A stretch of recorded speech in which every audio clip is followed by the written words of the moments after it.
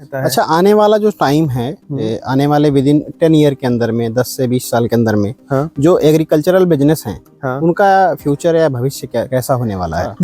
कई IT sector के लोग हैं जो कि अपने जॉब से फ्रस्ट्रेट हो चुके हैं और वो आते हैं, और क्योंकि भाई देखिए वो आईटी सेक्टर से पढ़े लिखे हैं, उनके पास अच्छा खासा दिमाग है, और उनको आप थोड़ा सा इशारा कीजिए और दौड़ने के लिए पूरी तरीके से तैयार होते हैं, तो वह आकर के खेती करें और काफी उम्दा पैसा निकाल लें। अच्छा। लेकिन हमारे जो पुराने किसान है ना, तो देखिए अब हम इतने खेतों में खेती कर रहे हैं, हमारे पास ये खुद लीज का खेत है, तो प्रॉफिट नहीं होता तो हम क्यों करते हैं? अच्छा, तो अब बड़े लोग खेती की तरफ आएंगे और छोटे लोग शहरों की तरफ जाएंगे। हाँ, तो वही चक्र है, ये चलता रहेगा। तो अभी जो किसान है, देखिए अगर आप खुद को डेवलप नहीं करेंगे समय के साथ में, तो फिर आपकी खेती आपके हाथ से चली जाएगी। और फिर एक बार अगर आप नए किसान है कोई किसी फसल के लिए ना, तो सबसे पहले उसको अनुकूल मौसम में उगाइए। आपको पता हो जाएगा कि हाँ ठीक है, इस तरीके से फसल चलती है। अगर कोई डैमेज आ रहा है तो आपको पहले से पता होगा। जी जी, तो ये चीजें होती हैं, तो आप अच्छा प्रॉफिट कमा सकते हैं। जैसे सामने ये दिख रहा है केले की खेती है, आपने लगा रखी है। हाँ, ठीक है, तो ये केले की खेती के बारे में थोड़ा सा बताइए, कैसी होती है?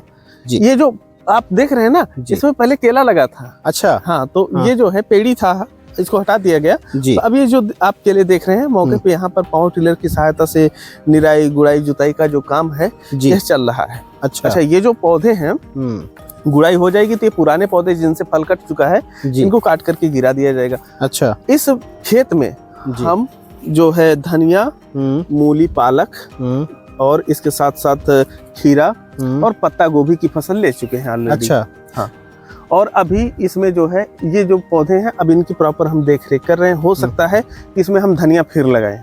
अच्छा, जैसे एक बार में ये लगा दिया, ये वाला जो पेड़ है, हाँ, तो एक बार में कितनी बार, मतलब एक बार लगाने पे कितनी बार ये फल दे सकता है? देखिए एक कहावत है कि केला बिच्छी सांप, एक बियाने साफ। तो इसमें होता ये है कि जो केला होता है ना, ये एक बार एक पेड़ एक बार फल देगा, उसके बाद वो पेड़ जिंदगी में फल नहीं देगा। हाँ, देखिए ये फल काट लिए, ये सूख जाएगा, खत्म हो, इसकी उम्र खत्म हो गई। अच्छा, इसके बगल में जो पुत्ती निकलती है, हम लोगों के यहाँ पुत्ती बोलते हैं, कुछ लोगों के यहाँ कंद बोलते हैं या शकर बोलते हैं।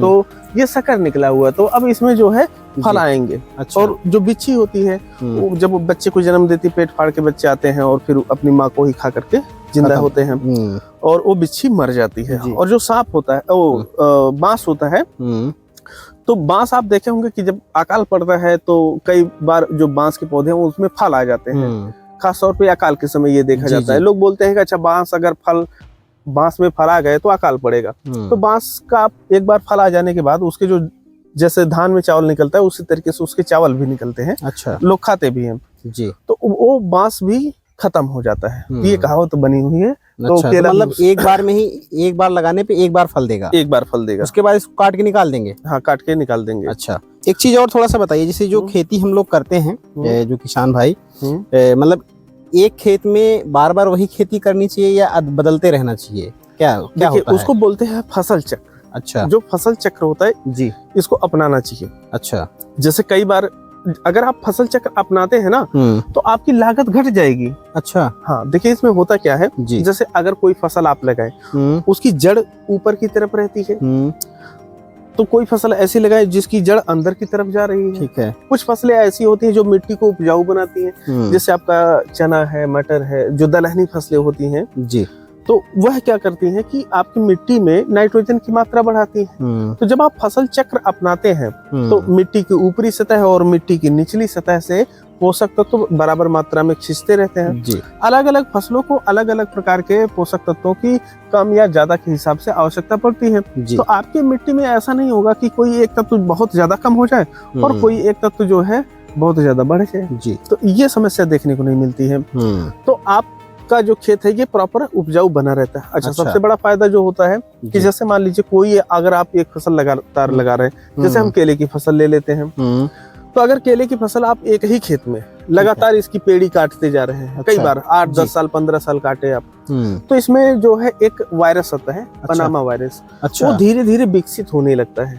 और जब, क्योंकि आप केला कर रहे हैं, उसको विकसित होने के लिए केले के खेत चाहिए होते हैं। तो जब आप क्रॉप रोटेशन अपनाएंगे तो केले की फसल हट गई, वो डेवलप नहीं कर पाएगा खुद को। लेकिन अगर प्रॉपर केला लगा हुआ है तो ऐसी परिस्थिति में पनामा वायरस डेवलप हो जाता है। अच्छा। और पनामा वायरस जब आ गया तो आप फिर केले की फसल कभी नहीं लगा सकते। अच्छा। हाँ, मतलब केले का कैंसर समझिए इसे। तो ये केले की फसल को खत्म कर देता है। तो जो फसल चक्र होता है ये बहुत जरूरी होता है। ये हर मतलब हर खेती के लिए, हर सब्जी के। अब जैसे हम आपको ही बताएं कि यहाँ पर पहले हमारी केले की फसल थी। अच्छा। अब केले की फसल के पश्चात हम यहाँ पर खीरा, खरबूजा, तरबूजा ये फसलें लगा दिए हैं, केले की फसल को हटा दिए हैं। अच्छा, ये जो फसल है, कई किसान भाई देखेंगे तो बोलेंगे यार अभी मार्च में वीडियो शूट कर रहे हो और ये केले तो देखने में अच्छे नहीं लग रहे हैं। अच्छा। देखिए, फसल देखने में अच्छी लगे या ना लगे, लेकिन कब तैयार होती है, कितना प्रोडक्शन देती है, उस समय रेट क्या होता है, ये ज्यादा इम्पोर्टेंट होता है। क्योंकि अगर किसी फसल की मांग ज्यादा होती है ना, तो देखिए गर्मियों में जो फूल गोभी आती है ना, वो सड़ी सी रहती है, फिर भी लोग उसे 100 150 रुपए किलो में खरीदते हैं। सही। तो ये इम्पोर्टेंट होता है। अगर आपकी फसल थोड़ा सा डैमेज भी है तब भी अच्छे रेट दे करके जाती है। तो अपने यहाँ जो पूर्वी उत्तर प्रदेश है, बिहार का क्षेत्र है, यहाँ पर जिउतिया और जो छठ के त्योहार होते हैं काफी लोग मनाते हैं। अच्छा। जिसकी वजह से जो केले की मांग होती है ये काफी ज्यादा बढ़ जाती है। हाँ, तो हम लोग क्या करते हैं कि अपने केले को टारगेट ये करते हैं कि हमारा केला जिउतिया और छठ के अवसर पे तैयार हो। अब क्या होता है कि जिउतिया और छठ के समय बहुत बड़ी घार नहीं चाहिए होती है, जिसकी वजह से हम लोग लागत कम डालते हैं, अन्य फसलों को भी लगा लेते हैं, तो हम लोग फायदे में रहते हैं। क्योंकि अभी आप इधर देखिएगा तो काफी फसलें लगी हुई हैं, तो इसी तरीके से हम 2-3 फसल लगा के उससे पैसे निकाल लिए और फिर हमारे केले में ज्यादा लागत भी नहीं आई है। अच्छा। और केले को भी अच्छे रेट में बेच देंगे। इस तरीके से हमारा प्रॉफिट फिक्स हो जाता है और डेली पैसा आना जाना लगा रहता है। अच्छा, आने वाला जो टाइम है, आने वाले विदिन 10 ईयर के अंदर में, 10 से 20 साल के अंदर में, जो एग्रीकल्चरल बिजनेस हैं, उनका फ्यूचर या भविष्य कैसा होने वाला है? देखिए, अभी तक तकनीक बहुत आगे पहुंच चुकी है। हम आपको बता रहे हैं जी, जब कोरोना का टाइम आया ना, तो लोगों को बता दिया भाई हर धंधे बंद हो जाएंगे, ठीक है, लेकिन अगर एक टाइम बंद हो गई खेती तो फिर हालत खराब कर देगी, हो जाएगी। हाँ, अब क्या है कि मॉडर्न टेक्निक से आप करेंगे तो खेती अच्छी होती है। अच्छा। और आपको प्रॉफिट भी देती है। हम आपको बताते चले कि हम किसानों के साथ मिलकर के काम करते हैं। अच्छा। कई IT सेक्टर के लोग हैं जो कि अपने जॉब से फ्रस्ट्रेट हो चुके हैं और वो आते हैं। और क्योंकि भाई देखिए, वो IT सेक्टर से पढ़े लिखे हैं, उनके पास अच्छा खासा दिमाग है और उनको आप थोड़ा सा इशारा कीजिए, वो दौड़ने के लिए पूरी तरीके से तैयार होते हैं। तो वह आकर के खेती कर रहे हैं और काफी उम्दा पैसा निकाल रहे हैं। अच्छा। लेकिन हमारे जो पुराने किसान है ना, आप उनसे जब बोलिएगा तो अपने परिवर्तन के लिए तैयार नहीं होता। अरे यार, हम बाप दादा के जमाने से करते आ रहे हैं, हम किए हैं, तुम आजकल के लौंडा लिहाड़ी क्या जानो। तो ये चीजें हैं। खासतौर पे भारत में ये देखा जाता है कि अगर आपकी एज कम है, आप कितना अच्छी बात बोलिए, लोग एक्सेप्ट नहीं करते हैं। सही बात है। आप अपना किसी 2-4-10 लोग वृद्ध बैठे हुए हैं, वहां पर ठीक है भाई, बड़े लोगों का सम्मान करना चाहिए, उनसे ज्यादा उस तरीके से तर्क वितर्क नहीं करना चाहिए। लेकिन जहां पर तर्क वितर्क की बात आती है, जहां पर उम्र मायने नहीं रखती है, जब अपना तर्क आप रखते हैं तो लोग नॉर्मली उसको अवॉइड कर देते हैं, भाई तुम बोलने लायक हो गए हो। तो देखिए, अब हम इतने खेतों में खेती कर रहे हैं, हमारे पास ये खुद लीज का खेत है, तो प्रॉफिट नहीं होता तो हम क्यों करते? अच्छा, मतलब आपका ये खुद का नहीं है? हाँ, आपने लीज पर ले रखा है। लीज पे हमारा ये खेत है और इसमें आपके सामने ही खीरा, खरबूजा, तरबूजा, केला, पत्ता गोभी, फूल गोभी और फूल गोभी की कटिंग भी हो रही है। तो अच्छा। मौके पे इतनी फसल है। फिर दूसरे खेत में है बैगन वगैरह। वहाँ पे हमने देखा आपका नर्सरी का भी कुछ ऐसा प्लान है? हाँ, नर्सरी का है। तो नर्सरी में क्या होता है कि जैसे हम खुद अपने खेतों में भी लगाते हैं और जो हमारे किसान भाई हैं यहाँ से 500 किलोमीटर के अंदर में जी, तो उन्हें जैसे केले के पौधे हो गए या पपीते के पौधे हैं, एप्पल बेर के पौधे हैं, या कोई स्पेसिफिक वैरायटी जो वो चाहते हैं, तो हम लोग प्रोवाइड करते हैं। इसके साथ साथ सीड भी प्रोवाइड करते हैं। अच्छा, इन किसानों के साथ मिलकर के हम स्ट्रेटेजी बनाते हैं। जैसे हर किसान के साथ हम लोग काम नहीं करते हैं। अगर आप अपना इंटरेस्ट दिखाएं तो सबसे पहले हम आपकी काउंसलिंग करेंगे। हम आपसे पूछेंगे भी आप करते क्या है, आपके पास बजट कितना है, और इसके साथ साथ आपकी मिट्टी कैसी है, आपके यहाँ पानी की सुविधा क्या है, और आप कितने दिन बाद पैसा चाहते हैं। तो उसी हिसाब से हम लोग सजेस्ट करते हैं कि हाँ, आपको ये खेती करनी चाहिए। जैसे अगर ठीक है आपके पास लेबर नहीं है तो कोई ऐसी जैसे मिर्च है, मटर है, इसमें तोड़ाई के लिए ज्यादा लेबर चाहिए।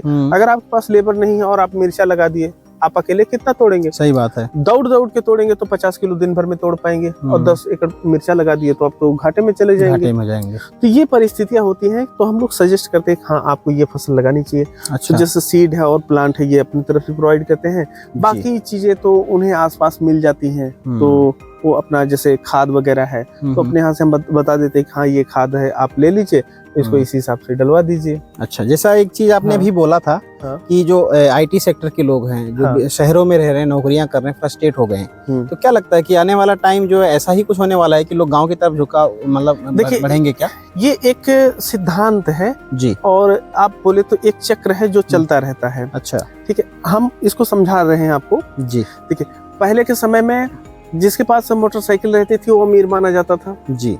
ठीक है, जो जिसके पास घोड़ा है, गधा है, वो गरीब माना जाता था। ठीक है, आज के समय में क्या है, जिसके पास घोड़ा है वो अमीर माना जाता है, जिसके पास मोटरसाइकिल है वो गरीब माना जाता है। तो ये समय का चक्र है। तो अभी जो किसान है, जिस हिसाब से समय का परिवर्तन हो रहा है, तो ऐसे में देखिए सबसे पहले क्या होता है, जो सबसे पहले अमीर थे या जो सबसे पहले पढ़े लिखे जागरूक थे, वो सबसे पहले शहरों में चले गए, वहां पर बसे। अब उन्हें पता है कि जो शहर का पर्यावरण है यह प्रदूषित हो चुका है और हमारे पास पर्याप्त पैसे हैं। अब हम घर बैठे भी टेक्नोलॉजी की सहायता से मैनेज कर सकते हैं पूरे स्टाफ को, पूरी कंपनी को। तो वो अब शहरों की तरफ, आप एक शब्द सुनते होंगे जो है फलाने के पास ये फार्म है, फार्म हाउस है, ये मतलब हीरो के पास, अभिनेता के पास, नेता के पास, सबके पास अपना फलाना फार्म। ठीक है, तो वो लोग अब खेती की तरफ जा रहे हैं। आज के 50 साल पहले बताइए कि कौन हीरो खेती करने जाता था, लेकिन आज जा रहे हैं ना, जा रहे हैं। तो अब बड़े लोग खेती की तरफ आएंगे और छोटे लोग शहरों की तरफ जाएंगे। हाँ, तो वही चक्र है, ये चलता रहेगा। तो अभी जो किसान है, देखिए अगर आप खुद को डेवलप नहीं करेंगे समय के साथ में, तो फिर आपकी खेती आपके हाथ से चली जाएगी और फिर जो बड़े लोग हैं वो फिर एक्वायर कर लेंगे। क्योंकि देखिए सबसे जरूरी चीज क्या है, जिंदगी। और जिंदगी जीने के लिए आपको चाहिए स्वच्छ पर्यावरण, स्वच्छ खाने पीने की चीजें, बाकी हर चीज तो आपको उपलब्ध हो ही रही है ना। बिल्कुल। तो जो जिन लोगों के पास पैसा, वो जानते हैं कि हाँ ठीक है, फिर वो घोड़े गाड़ी की तरीके से परिवर्तन हो रहा है, होगा। तो जो किसान है वह दिन ब दिन जो है बाहर होते रहेंगे और जो पैसे वाले लोग हैं वो खेती में आते हैं। मतलब अमीर जो है खेती करेंगे फिर से, हाँ, और जो है जो गरीब है वो नौकरी करेंगे। हाँ, अच्छा, जब अमीरों के हाथ में खेती चली जाएगी ना, क्योंकि जब वो खेती करने आते हैं ना, तो उनके पास अच्छा खासा बजट होता है। तो वो अपनी जो प्रोडक्ट वो पैदा करेंगे, जैसे एक फूल गोभी वो उगाएंगे, तो फूल गोभी को उगा करके उसको थोड़ा सा अच्छी मॉडिफाइड करेंगे, लेवल वगैरह लगा देंगे। फिर बोलेंगे ये जो एक फूल गोभी का जो फूल है ये 100 रुपए का, 100 रुपए का, फिर आपको लेना पड़ेगा क्योंकि आपके पास खेत नहीं है। सही बात। वो लोग आएंगे तो ये करेंगे, लेकिन आप लोग आज कर नहीं रहे हैं, झेलना तो पड़ेगा। या तो फिर आप परिवर्तन कीजिए। देखिए ठीक है, जहाँ पर रिस्क है ना, वहीं पर आपको पैसा मिलेगा। और अगर आप रिस्क नहीं लेना चाहते हैं तो फिर आपके लिए धान, गेहूं जो है और जो अनाज, दलहन, तिलहन, ये तीनों जो फसलें होती हैं, इनका एक उत्पादन फिक्स है। आप गेहूं में अमृत डाल दीजिएगा तो आपका गेहूं का उत्पादन क्या 25-30 कुंटल या 40 कुंटल से ज्यादा होगा? नहीं, उसका रेट तो फिक्स है जी। 1 एकड़ में अगर आप गेहूं लगाते हैं तो तकरीबन 30 हजार रुपए के आसपास शुद्ध बचत करते हैं। बिल्कुल बिल्कुल। 30,000 रुपए 6 महीना लगता है गेहूं की फसल के लिए। भाई जाकर के आप अक्टूबर नवंबर से बुआई करते हैं, अप्रैल में आपका खेत खाली होता है। फिर आप 1-2 महीना इंतजार करते हैं, फिर धान लगाते हैं और धान और गेहूं में आपका पूरा साल निकल गया। 30,000 रुपए आप धान से निकाले हैं, 30,000 रुपए आप गेहूं से निकाले हैं, 60,000 रुपए तो आप पूरा निकाल रहे हैं। उससे अच्छा भी अगर आप शहरों में जाकर के जॉब करते तो आप अच्छा पैसा कमा सकते हैं। सही बात है। या आप सब्जी खरीद करके बेचिए, आप पर डे 1,000 रुपया बचा लेंगे।